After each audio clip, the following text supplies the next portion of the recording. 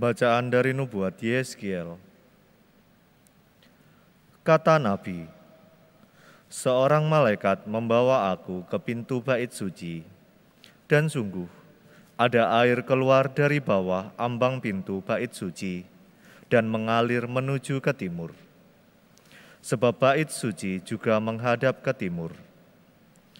Air itu mengalir dari bawah bagian samping kanan bait surti, sebelah selatan mezbah.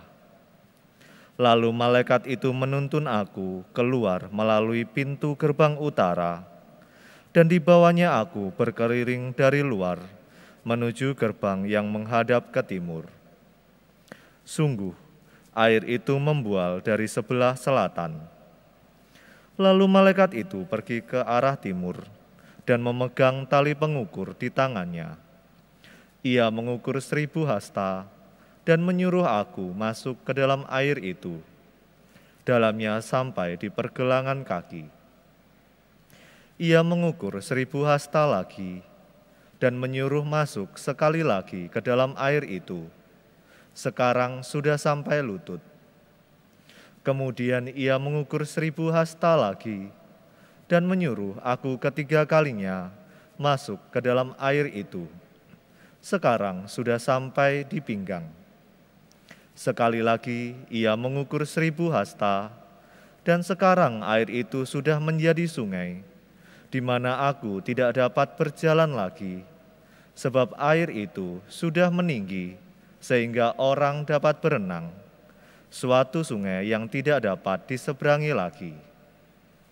Lalu malaikat itu berkata kepadaku, "Sudahkah engkau lihat, hai anak manusia?" Kemudian ia membawa aku kembali menyusuri tepi sungai itu. Dalam perjalanan pulang, sungguh sepanjang tepi sungai itu ada amat banyak pohon di sebelah sini dan di sebelah sana. Malaikat itu berkata kepadaku, "Sungai ini mengalir menuju wilayah timur dan menurun ke Araba Yordan dan bermuara di Laut Asin. Maka air laut yang mengandung banyak garam itu menjadi tawar. Kemana saja sungai itu mengalir, segala makhluk yang berkeriapan di dalamnya akan hidup. Ikan-ikan akan menjadi sangat banyak, sebab kemana saja air itu sampai, air laut di situ menjadi tawar. Dan kemana saja sungai itu mengalir, semuanya yang ada di sana hidup. Pada kedua tepi sungai itu, tumbuh bermacam-macam pohon buah-buahan, yang daunnya tidak layu dan buahnya tidak habis-habis. Tiap bulan ada lagi buahnya yang baru, sebab pohon-pohon itu mendapat air dari tempat kudus.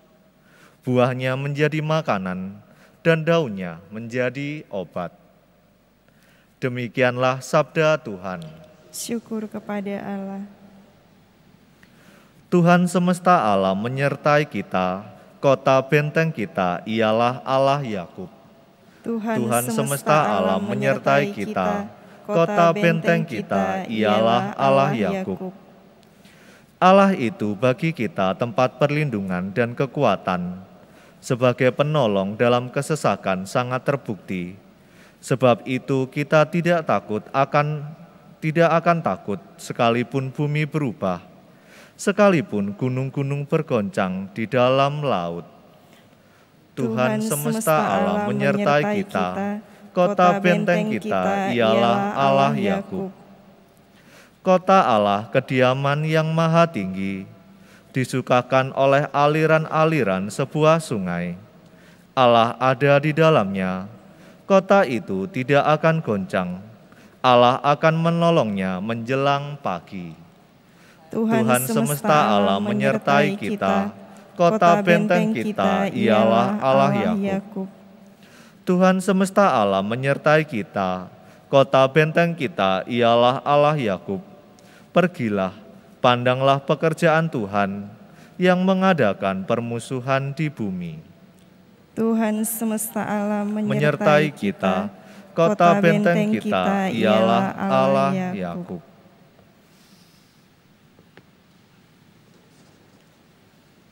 Terpujilah Kristus Tuhan, Raja kemuliaan kekal. Pujilah Kristus Tuhan, Raja kemuliaan kekal. Ciptakanlah hati yang murni dalam diriku, ya Allah. Berilah aku sukacita karena keselamatanmu. Terpujilah Kristus Tuhan, Raja kemuliaan kekal. Tuhan bersamamu. Dan bersama rohmu. Inilah Injil suci menurut Yohanes. Dimuliakanlah Tuhan. Pada hari raya orang Yahudi, Yesus berangkat ke Yerusalem. Di Yerusalem, dekat pintu gerbang domba, ada sebuah kolam yang dalam bahasa Ibrani disebut Betesda. Serambinya ada 5, dan di serambi-serambi itu berbaring sejumlah besar orang sakit. Ada di situ seorang yang sudah 38 tahun lamanya sakit. Ketika Yesus melihat orang itu berbaring di sana, dan karena ia tahu bahwa ia telah lama dalam keadaan itu, berkatalah ia kepadanya, "Maukah engkau sembuh?" Jawab orang sakit itu kepadanya, "Tuhan, tidak ada orang yang menurunkan aku ke dalam kolam itu apabila airnya mulai goncang. Dan sementara aku sendiri menuju kolam itu, orang lain sudah turun mendahului aku." Kata Yesus kepadanya, "Bangunlah, angkatlah tilammu dan berjalanlah."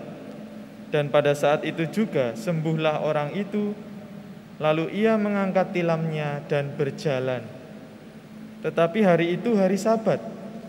Karena itu orang-orang Yahudi berkata kepada orang-orang yang baru sembuh itu, "Hari ini hari Sabat, dan tidak boleh engkau memikul tilammu."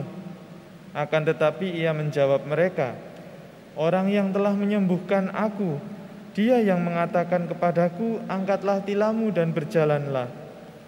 Mereka bertanya kepadanya, "Siapakah orang itu yang berkata kepadamu, angkatlah tilammu dan berjalanlah?" Tetapi orang yang baru sembuh itu tidak tahu siapa orang itu, sebab Yesus telah menghilang ke tengah-tengah orang banyak di tempat itu. Kemudian ketika bertemu dengan dia dalam bait Allah, Yesus lalu berkata kepadanya, "Engkau telah sembuh, jangan berbuat dosa lagi, supaya padamu jangan terjadi yang lebih buruk." Orang itu keluar lalu menceritakan kepada orang-orang Yahudi bahwa Yesuslah yang telah menyembuhkan dia. Dan karena itu orang-orang Yahudi berusaha menganiaya Yesus karena ia melakukan hal-hal itu pada hari Sabat. Demikianlah sabda Tuhan. Terpujilah Kristus.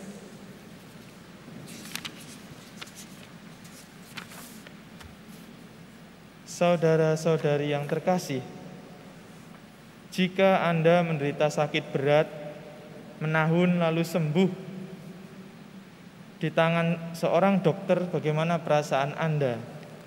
Tentu lazimnya orang itu akan berterima kasih dan mengucapkannya berulang-ulang karena menyadari arti kesembuhan itu.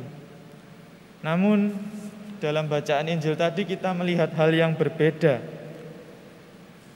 Ternyata si orang sakit ini di dalam Injil ini sama sekali sekalipun tidak menyebut terima kasih.